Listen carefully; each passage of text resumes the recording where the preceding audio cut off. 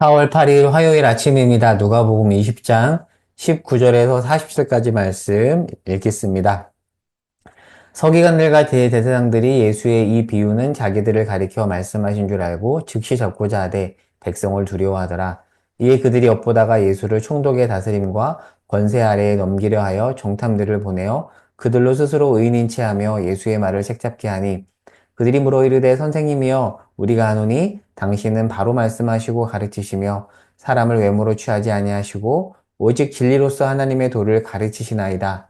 우리가 가이사에게 세를 바치는 것이 옳으니까 옳지 않으니까 하니 예수께서 그 관계를 하시고 이르시되 데나리온 하나를 내게 보이라. 누구의 형상과 글이 여기 있느냐? 대답하되 가이사의 것이니이다. 이르시되 그런즉 가이사의 것은 가이사에게 하나님의 것은 하나님께 바치라 하시니 그들이 백성 앞에서 그의 말을 능히 책잡지 못하고 그의 대답을 놀랍게 여겨 침묵하니라. 부활이 없다고 주장하는 사두개인 중 어떤 이들이 와서 물어 이르되 선생님이여 모세가 우리에게 써주기를 만일 어떤 사람의 형이 아내를 두고 자식이 없이 죽으면 그 동생이 그 아내를 취하여 형을 위하여 상속자를 세울지니라 하였나이다. 그런데 칠형제가 있었는데 마지가 아내를 취하였다가 자식이 없이 죽고 그 둘째와 셋째가 그를 취하고 일곱이 다 그와 같이 자식이 없이 죽고 그 후에 여자도 죽었나이다. 일곱이 다 그를 아내로 취하였으니 부활 때에 그 중에 누구의 아내가 되리이까? 예수께서 이르시되 이 세상의 자녀들은 장가도 가고 십도 가되 저 세상과 및 죽은 자 가운데서 부활함을 얻기에 합당히 여김을 받은 자들은 장가가고 십가는 일이 없으며 그들은 다시 죽을 수도 없나니 이는 천사와 동등이요 부활의 자녀로서 하나님의 자녀임이라. 죽은 자가 살아난다는 것은 모세도 가시떨기에 관한 글에서 주를 아브라함의 하나님이요 이삭의 하나님이요 야곱의 하나님이시라 칭하였나니 하나님은 죽은 자의 하나님이 아니요 살아있는 자의 하나님이시라. 하나님에게는 모든 사람이 살았느니라 하시니 서기관 중 어떤 이들이 말하되 선생님 잘 말씀하셨나이다 하니 그들은 아무것도 감히 더 물을 수 없음이더라. 아멘. 어제 본문과 이어서 보면 성전에서 가르치시는 예수님을 종교 지도자들이 넘어뜨리기 위해서 혈안이 되어 있어요. 자, 어제 본문 20장 1절에서 8절에서 보면 종교 지도자들이 권위 논쟁에서 예수님한테 졌다고 판단을 해요. 자, 그래서 지면 안 되잖아요. 2차, 3차 공격을 준비합니다. 자, 오늘 본문 19절에서 40절의 세금 논쟁은 예수님을 넘어뜨리기 위한 2차 공격이에요. 종교 지도자들은 예수님을 죽이고 싶었지만 제중들의 눈치를 보느라 차마 죽이지는 못하고 책 잡으려고 교묘한 질문을 던집니다. 이 질문이 바로 요거죠. 가이사에게 세금을 바치는 것이 옳습니까? 안 옳습니까? 궁금해서 던진 질문이 아닙니다. 이스라엘은 로마의 식민지로서 인두세, 이렇게 머리수로 세금을 내는 인두세를 납부를 했거든요. 식민지 백성이잖아요. 그런데 유대인들은 로마를 인정하지 않았거든요. 왜냐하면 그들에게 있어서 주인은 하나님밖에 없으니까 인정하지 않았어요. 근데 만약에 유대인으로서 로마에게 세금을 납부한다면 로마의 통치권을 인정하는 것이죠. 그래서 이 당시 독립투사들은 세금을 납부하지 않았습니다. 그런데 만약에 반대로 세금 납부를 하지 않으면 어떤 불이익이 가해질까요? 로마에게 고발당하고 감옥에 갈 수 있죠? 지금 예수님께 가이사에게 세금을 바쳐야 됩니까? 안 바쳐야 됩니까? 라는 이 질문은 예수님을 공경에 빠뜨리기 위한 그런 교묘한 질문인 거예요. 그러자 예수님이 넘어가지 않죠.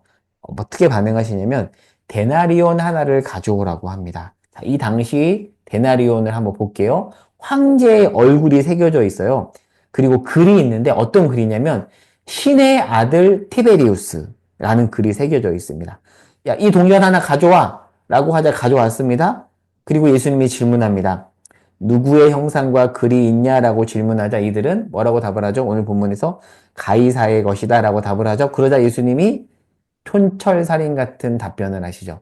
가이사의 것은 가이사에게, 하나님의 것은 하나님에게 바치라 라고 답변을 하시죠.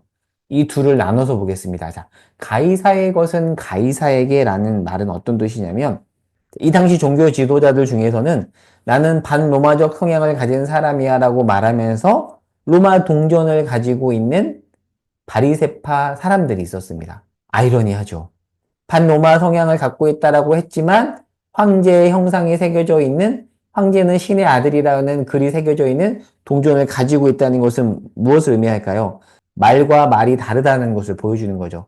말로는 반로마 성향이라고 했지만 실제로는 친로마 성향이라는 것을 드러내는 겁니다. 지금 이것을 예수님께서 드러낸 거예요. 그리고 두 번째, 하나님의 것은 하나님에게 라는 것은 친로마적인 성향의 헤롯 당원에게 한 얘기입니다.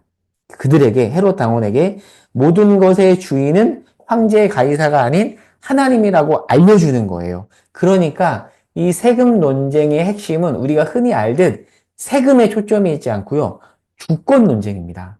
누구를 주인으로 삼는가가 세금 논쟁의 핵심입니다. 자, 이어서 3차 공격이 나오는데 사두개인이 등장합니다. 자, 사두개인은 부활을 믿지 않는 제사장 가문이에요. 어? 제사장이 부활을 믿지 않는다고 왜 그러냐면 구약에서 부활을 직접적으로 언급하는 구절들이 있습니다. 한번 찾아보세요. 다니엘 12장 2절, 이사야 26장 19절에 보면 부활에 대해서 직접적으로 언급을 하는데 모세오경, 창세기, 출애굽기, 레위기, 민수기, 신명기에는 부활을 직접적으로 언급하지 않아요. 그런데 사두개인은 구약 성경 중에서 모세오경만 믿었어요. 그러니까 이들은 부활을 믿지 않았던 겁니다. 그래서 이들은 사람이 죽으면 영혼이 소멸된다라고 믿었습니다. 자, 이런 믿음을 가진 이 당시 종교 지도자 중에 핵심 그룹 중에 한 명의 사두개인이 예수님을 찾아와서 공격을 하는 질문을 하는데 형사 취수 제도를 가져옵니다. 형사 취수 제도는 뭐냐면 형이 죽으면 형의 동생이 형수와 결혼해서 형의 대를 잇게 하는 그런 제도거든요. 이 형사 취수 제도를 언급하면서 죽은 첫째 형의 형수가 쭉쭉 가서 막내 동생과 이제 결혼하잖아. 계속 죽고 죽어서 막내 동생과 결혼을 했어요. 야, 그러면 부활 후에 그녀는 누구의 아내인가? 공경에 빠뜨리기 위한 사두개인의 질문이에요. 이에 예수님이 모세 오경 중에 하나인 출애굽기 3장 6절로 답을 하는데 유심히 관찰해야 됩니다. 뭐라고 써 있냐면 아브라함의 하나님이다라는 표현이 있어요. 유심히 보세요. 하나님이었다라고 과거형으로 되어 있지 않고 하나님이다라고 현재형으로 되어 있습니다. 출애굽기 3장 6절 말씀이 나온 이 당시에 아브라함은 이미 죽은 인물이에요. 그러면 모세가 하나님은 아브라함의 하나님이었다라고 해야 되는데 지금 현재형으로 하나님이다. 하나님은 아브라함의 하나님이다라고 말하는 것으로 보아 아브라함은 육신은 죽었지만 현재 살아있는 거죠. 살아있기 때문에 이렇게 표현한다라는 겁니다. 그러니까 예수님은 지금 뭐라고 말씀을 하는 거냐면 너희가 부활이 없다고 말한다고 생각하는 출애굽기에도 사실은 부활 사상이 담겨 있다. 출애굽기도 부활을 인정한다. 지금 그 얘기를 하는 거예요. 그러자 사두개인이 아무 말도 하지 못하고 가버립니다. 예수님을 넘어뜨리지 못한 거죠. 자, 오늘 말씀을 정리해 볼게요. 자, 첫 번째입니다. 세금 논쟁의 핵심은 주권이에요. 여러분에게 단도직입적으로 질문하겠습니다. 여러분의 진짜 주인은 누구입니까? 정말 우리 주님이, 우리가 주님이라고 하잖아요. 주인이라는 뜻이죠. 우리 주님이 정말 주인입니까? 여러분에게 첫 번째 질문을 던지고요. 자, 두 번째, 제가 예전에 장례 예배 때 오늘 읽었던 이 사두개인의 부활 논쟁을 본문으로 해서 설교한 적이 참 많이 있습니다. 어떻게 설교했냐면 이미 사랑하는 가족 중에 한 명이 소천을 한 거잖아요. 이 땅에서는 죽은 사람이지만 하나님은 지금 소천하신 누구누구의 하나님입니다. 라는 그런 설교 내용을 제가 전했었거든요. 왜 그렇게 말할 수 있냐면 이 땅에서는 비록 죽었기 때문에 어찌 보면 이 땅의 관점으로 봤을 때는 하나님은 누구누구의 하나님이었다라고 말할 수 있지만 우리는 부활을 믿기 때문에 지금 이 땅에서 소천하신 분은 죽은 존재가 아니라는 거죠. 그래서 그분은 지금 하나님 옆에 계시고 하나님은 사랑하는 그분의 하나님이다라고 현재형으로 말할 수 있다라는 거죠. 여러분 혹시 사랑하는 가족과 이별했습니까? 근데 기억하시기 바랍니다. 하나님은 이별한 그분의 하나님이세요. 살아계시다는 거죠. 죽은 존재가 아닙니다. 끝난 게 아니에요. 소멸한 것이 아닙니다. 저 나라에서 살아계십니다. 이 말씀이 사랑하는 가족과 헤어진 이들에게 큰 위로가 될 수 있기를 바랍니다.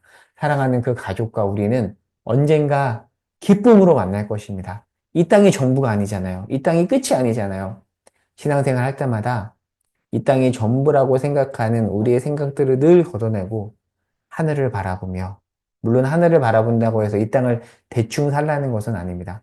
최선을 다해서 살되 하늘을 바라보며 믿음으로 살아가는 저와 여러분 될 수 있기를 바랍니다. 기도하겠습니다. 하나님, 하늘 소망 우리에게 허락하여 주시옵소서. 이 땅을 전부라 생각하지 않고 주께서 펼치실 영원한 나라를 사모하며 살아가는 오늘 하루가 되게 하옵소서. 예수님의 이름으로 기도합니다. 아멘.